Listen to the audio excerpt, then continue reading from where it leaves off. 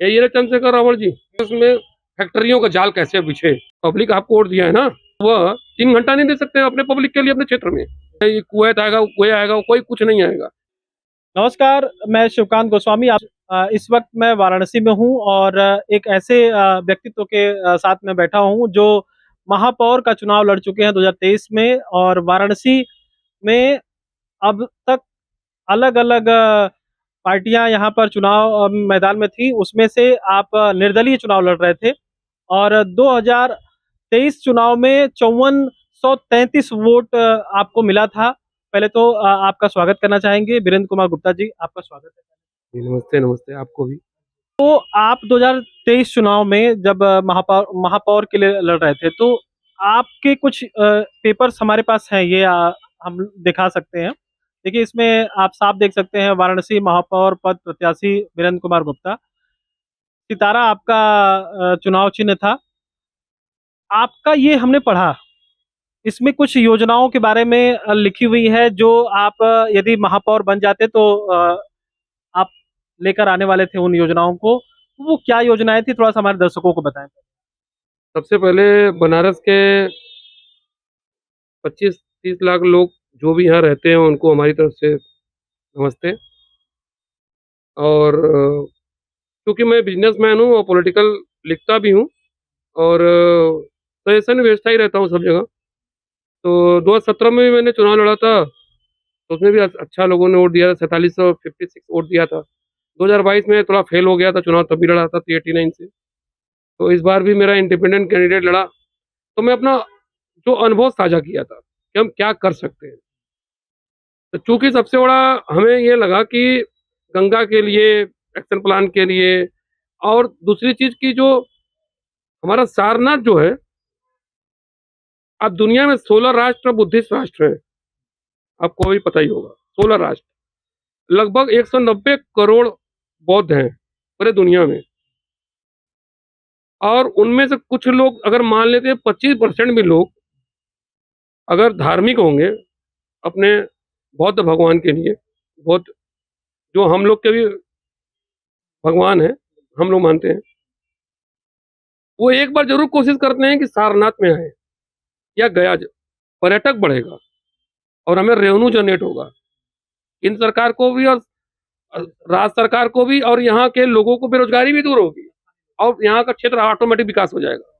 हमारे समझ गया शायद बिहार में शायद दोनों लोग का विकास होगा। तो हमें अब तो जो हो रहा है हो, लेकिन हमारे समझ से हम चाहते हैं कि सारनाथ को पकड़कर इसको ज्यादा से ज्यादा प्रमोट दुनिया में किया जाए। लेकर क्या योजना आपकी क्या थी, किस तरीके से आप इस पर काम करने वाले थे महापौर होने के बाद? आप इस यहाँ पर पर्यटन बढ़ाने को लेकर क्या आपका प्लान था, किस तरीके से आप इस पर काम करने वाले थे? मेरा सबसे बड़ा टूरिस्ट प्लेस बनाने वाला, चूंकि मैं सिंगापुर एक बार, चाइना 2 बार, बैंकॉक एक बार जाकर देखा हूँ, जो कि बौद्धों का गढ़ है। बौद्ध उस तरह से यहाँ विकास करना चाहता है।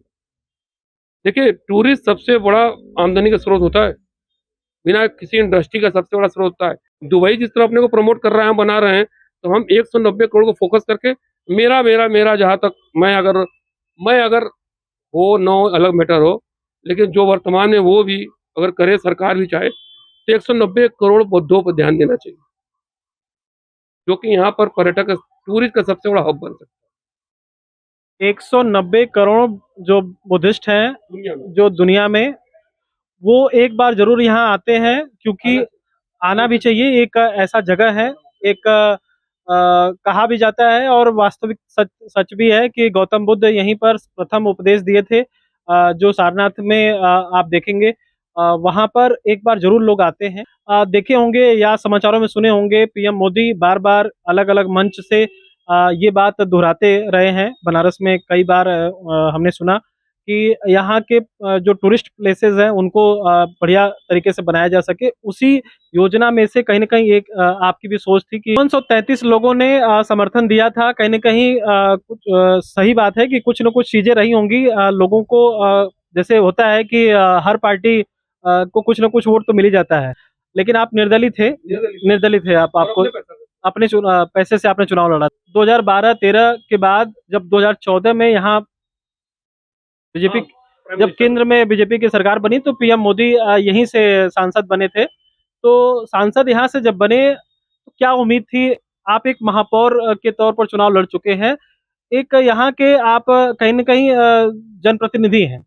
तो आपके हिसाब से क्या लगता है कि किस तरीके की अपेक्षा रही आपकी और उसको कितना पूरा किया गया अब तक 10-15 सालों में? हमारे समझ ऑनरेबल प्राइम मिनिस्टर ने बनारस के लिए काफ़ी कुछ अच्छा काम किए हैं, क्योंकि वो प्राइम मिनिस्टर हैं, तो वो तो सारे हिंदुस्तान को देखना है उनको। वो हर जगह गली-गली तो जाएँगे नहीं, इसीलिए व्यवस्थाएँ बनाई गई हैं, सभासद बनाया गया है, उसके बाद मेयर बनाया गया है, इसीलिए सब सिस्टमें बनाया गया है ना। अब हमारा कर्तव्य क्या बनता है कि जो भी सिस्टमें हैं, जो भी जो योजनाएँ हैं, इनके थ्रू पब्लिक के बीच में जाना, पहुँचाना। और काम तो बहुत हुए हैं, इनमें कोई दो राय नहीं है। सबसे बड़े लॉ एंड ऑर्डर बहुत अच्छे हैं, हमारे समझ से, ये बनारस का इस समय। तो हम तो चाहेंगे कि प्रधानमंत्री जी इस पे थोड़ा फ़ोकस करें और कुछ अपने विधायकों को, कुछ यहाँ पे लोगों को एक सजेशन के तौर तो नहीं दे रहा हूँ, लेकिन उनको टाइट करना चाहिए कि अपने क्षेत्रों में घूमें-फिरें, योजनाओं को बताएँ। अरे बहुत सारे माध्यम हैं। अरे इतने सारे प्रोजेक्टर, इतने सारे जो लोग विधायक इस लोग हैं, सुबह क्या करते हैं? पब्लिक आपको वोट दिया है ना, पब्लिक को सुबह सुबह आप जनता दरबार सुबह 3 घंटा नहीं दे सकते अपने पब्लिक के लिए अपने क्षेत्र में? दे सकते हैं, नहीं दे सकते? 3 घंटा तो कहीं लगाइए, पब्लिक थोड़ी ना जाएगा आपके घर पे। आप कहीं ऑफिस बनाइए ना अपने क्षेत्र में, मिडिल में। और आप खाली आम लोग जो आपसे जुड़ा, आप सिर्फ उन्हीं से आप करते हैं, तो कैसे होगा? जो मानिंद लोग हैं, बनारस के टॉप टॉप लोग हैं, कभी उनसे भी तो मिलिए भैया, वो रीढ़ हैं बनारस के। क्या लगता है कि जैसे बदलाव में आपको क्या-क्या दिखा अभी तक? क्या बदलाव आया?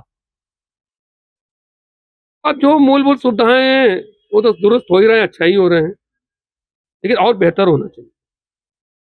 ऐसे प्राइम मिनिस्टर का क्षेत्र है भैया ना, जैसे प्राइम मिनिस्टर कॉन्स्टिट्यूएंसी, अगर कोई अंग्रेज यहाँ आता है, अगर कोई अंग्रेज आता है तो पहले मैदागिन आता है। अगर वो जाता है काशी विश्वनाथ धाम में, तो नीट एंड क्लीन और गुड, सब कुछ अच्छा होना चाहिए। अगर प्राइम मिनिस्टर का क्षेत्र है भैया, ये कोई छोटा मोटा सांसद का क्षेत्र नहीं है। अब इसकी जिम्मेदारी प्रधानमंत्री की नहीं है, इसकी जिम्मेदारी लोकल लोगों की है। मैंने क्या बताया, सभासद, मेयर, सबकी जिम्मेदारी, विधायक, सबको अपना टाइम देना होगा, 2-2 घंटा, 1-1 घंटा, तब होगा, तभी कुछ ये लोग समय नहीं देते क्या? अब देते तो मैं तो इतना गहराई में नहीं जाना सकता।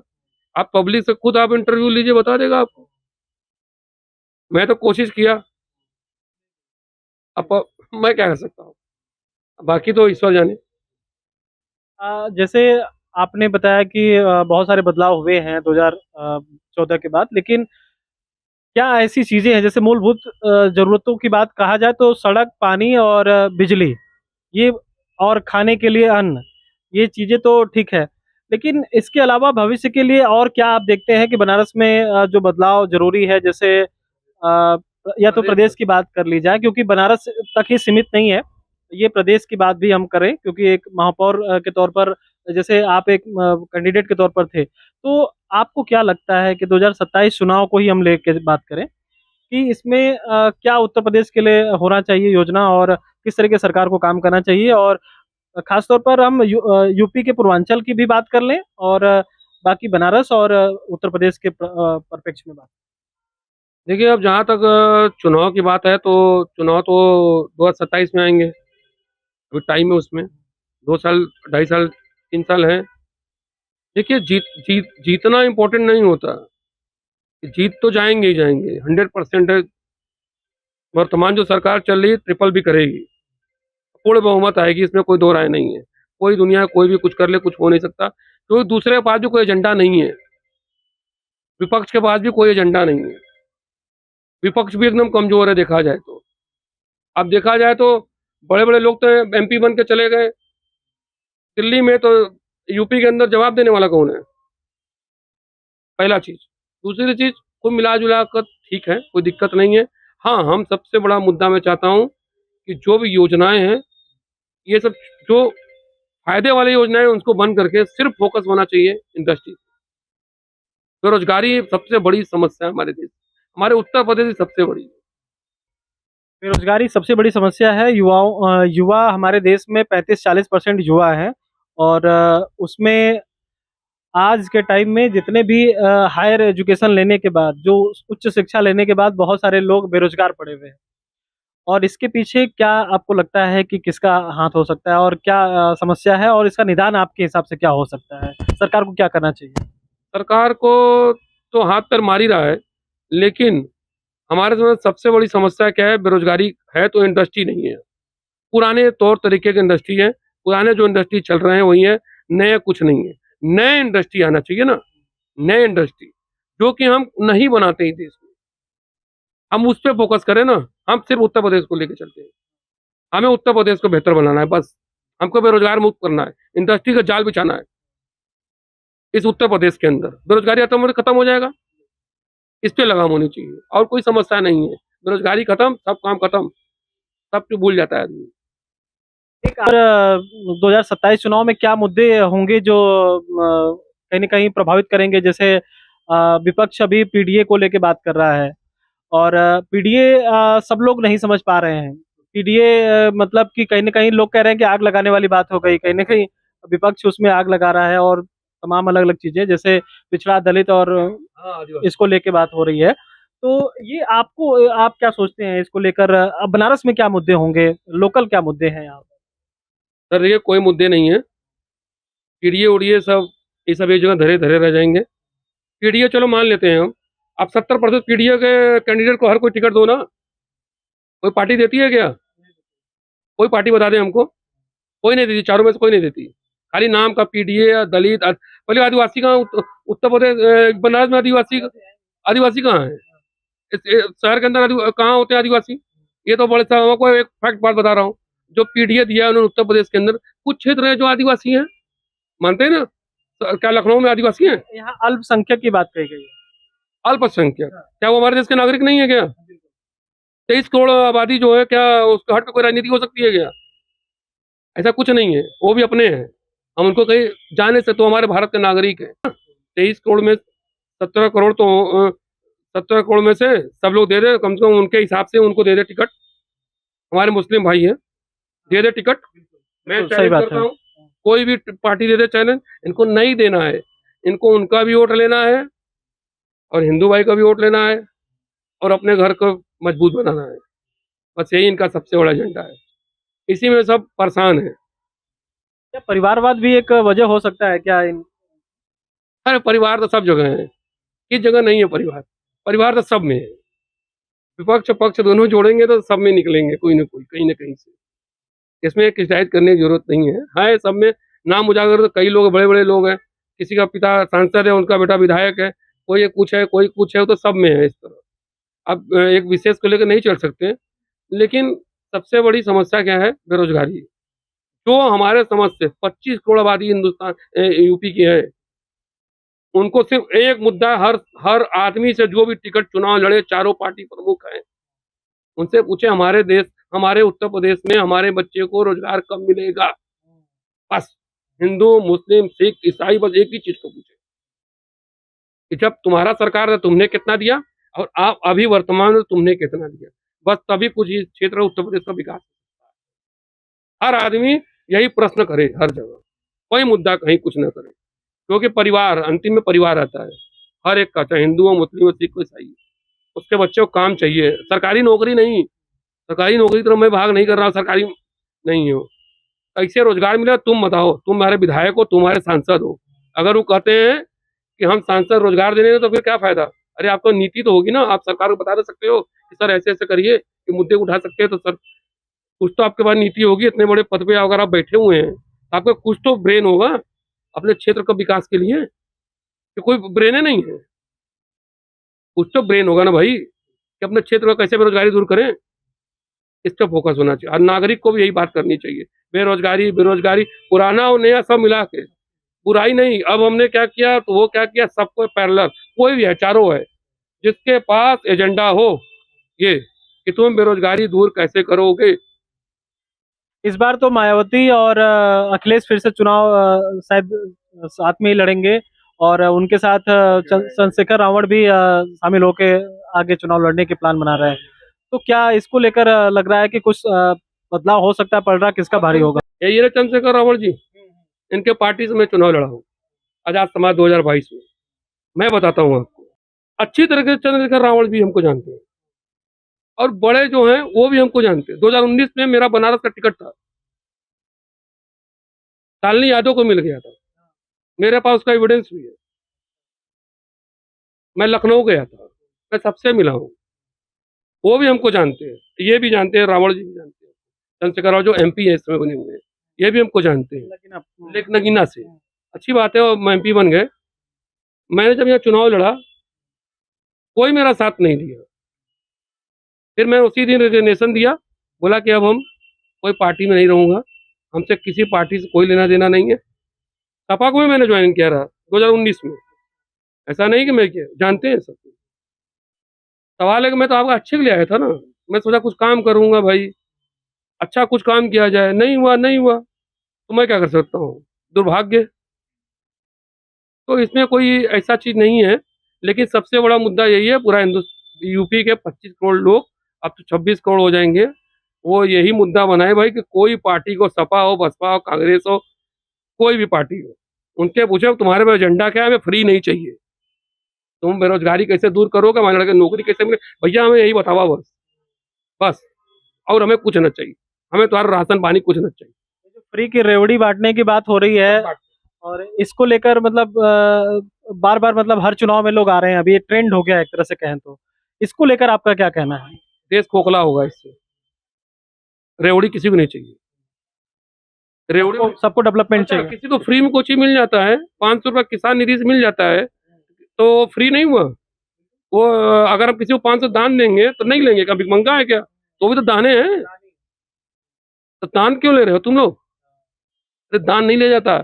आज के दिन में कोई पुराना कपड़ा दीजिए किसी के काम करने वाला, नहीं लेगा। हम गरीब भाई कैसे बोलता है, हम गरीब भाई कहाँ ले, तो उसे कम नहीं लगा, ऐसे बोलती है, ऐसे मिलता है तो अच्छा लगता है। तो हमारे समझ से ये सब योजनाएं तो होनी चाहिए, एजुकेशन स्ट्रांग होना चाहिए। मेरा लास्ट मुद्दा जो है आपको बताऊं, मेरा मेरा पर्सनल जो सोच है, one nation different language same subject, ये मैंने गृह मंत्रालय की चिट्ठी, एक बार फिर से बोलिए। One nation different language same subject, पूरे हिंदुस्तान भर में एक होना चाहिए। इससे क्या होगा कि हम कहीं भी हिंदुस्तान भर के लोग एकत्रित होंगे तो नवाचार करेंगे, तो हम कुछ न कुछ में विकास करेंगे। वो कोई थ्योरी पढ़ रहा है, वो कोई थ्योरी पढ़ रहा है, और ये शिक्षा का एकदम माहौल एकदम बदल जाएगा, क्योंकि वही पढ़ेगा एक गरीब कोई बच्चा, वही पढ़ेगा एक खरा। मैं ही तो दिया था सिस्टम को, मेरे पास उसका एविडेंस है, मैं रखा हूँ इसका evidence. One nation different language same subject किसने दिया? मैंने दिया था, मेरा एविडेंस है, मैं रखा हूँ, गृह मंत्रालय को मैंने चिट्ठी भेजा था, मेरे पास रिकॉर्ड है उसका, मैं कहीं में प्रेजेंटेशन कर दूंगा, सारी चीजें मेरे पास है। तो इस पे फोकस होना चाहिए। तो जब जब एजुकेशन सेम होगा तो गरीब का बच्चा भी सेम चीज सब्जेक्ट पढ़ेगा पाठशाला में, और जो सन्नी में या जो बड़े हायर को वो भी वही पढ़ेगा। जो अमीर का बच्चा होगा, जो गरीब का बच्चा होगा, मिडिल क्लास, वो भी वही पढ़ेगा सरकारी स्कूल में। इन्होंने सीबीएसई से बदल दिया, लेकिन इंग्लिश मीडियम नहीं किया इन्होंने। ये सरकार जो अभी सरकार के ऊपर मतलब विपक्ष के लोग कह रहे हैं कि महंगाई बहुत ज्यादा बढ़ गई है, क्या ऐसा वास्तव में लग रहा है? नहीं, महंगाई अब मुझसे लोग पूछेंगे कि हमें कहते हैं कि आपको मोबाइल नहीं लग रहा है। अच्छा, मैं एक सामान लाता हूँ, मैं आपको मोटा चीज बताता हूँ, कितना क्या खर्च होते हैं। खर्च सिर्फ पैसा, आपका ज्यादातर खर्च होता है शिक्षा पे, मोटा खर्च उसी में होता है। अगर आप 2 बच्चे हैं, अच्छे स्कूल में पढ़ाएंगे तो आपका जेब का आधा ढीला हो जाएगा। बाकी घर की खर्च कोई ऐसा, अगर अपना घर है कोई ऐसा खर्च नहीं। अरे क्या खाएगा हिंदू, हिंदू धर्म में, हिंदू वेजिटेरियन में? अरे 6 लोग का परिवार है, 25 किलो चावल खरीदा, 60 रुपए किलो के हिसाब से 1500 रुपया हुआ। 8 किलो दाल खरीदा, अगर 150 रुपया किलो के हिसाब से 1200 रुपया हुआ। 2 किलो देसी घी खरीदा, 1200 रुपया हुआ। 3 किलो बढ़िया बादाम का तेल खरीदूंगा तो 900 रुपया हुआ। और क्या खाएगा? 1 लीटर दूध खाएगा, चाय खाएगा, मसाला खाएगा, 10,000 सामान खरीदेंगे, 1 बोरा 2 बोरा माल आ जाएगा। 100 रुपये का सब्जी खाएंगे, 15,000 रुपये नहीं करता है। वो भी स्कूल, अच्छे स्कूल का आप फीस देख लीजिए, 5,000, 6,000, 10,000 लड़के के ऊपर खर्च है। 3 बच्चे बड़े, 30,000 चला गया, तो उसी लोग चिल्ला रहा है शिक्षा महंगाई महंगाई में। खाने में कोई, अच्छा खाने में भी कैटेगरी बना है भाई। अमीर है तो 60 रुपये किलो चावल खा रहा है, हमसे ज्यादा अमीर है 100 रुपये किलो खा रहा है। 30 रुपये किलो वाला चावल है, चना दाल क्यों बना है? सस्ते के लिए बना है ना, सबका एक कैटेगरी बना हुआ है। फल में भी देखिए कैटेगरी बना है, सस्ता फल भी है, महंगा फल भी है।